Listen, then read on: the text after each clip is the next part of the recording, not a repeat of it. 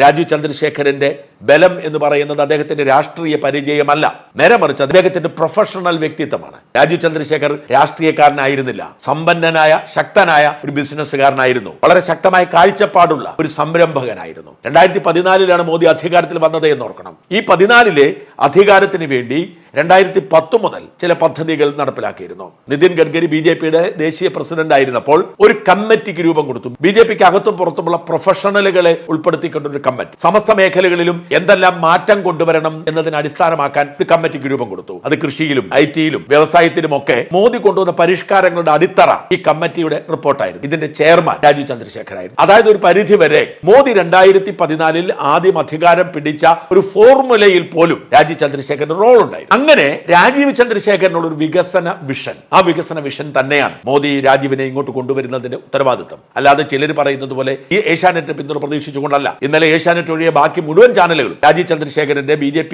President പദവിയെ കുറിച്ച് ചർച്ച ചെയ്തപ്പോൾ ഏഷ്യാനെറ്റ് തൊട്ടില്ല. ഏഷ്യാനെറ്റ് പരിമിതികളുണ്ട്, ഏഷ്യാനെറ്റിന്റെ ഓഡിയൻസിനെ അവർക്ക് പിണക്കാൻ കഴിയില്ല, അതൊക്കെ വെറുതെയാണ്. ആ മാധ്യമത്തിന്റെ പിന്തുണയല്ല, നേരെ മറിച്ച് രാജീവ് ചന്ദ്രശേഖരനിലൂടെ ഇവിടുത്തെ പ്രൊഫഷണലുകളെ, ഇവിടുത്തെ മിഡിൽ ക്ലാസിനെ, ഇവിടുത്തെ സാധാരണക്കാരെ കൂടെ കൂട്ടുക എന്ന ഒരു ലക്ഷ്യമാണ് BJPക്കുള്ളത്.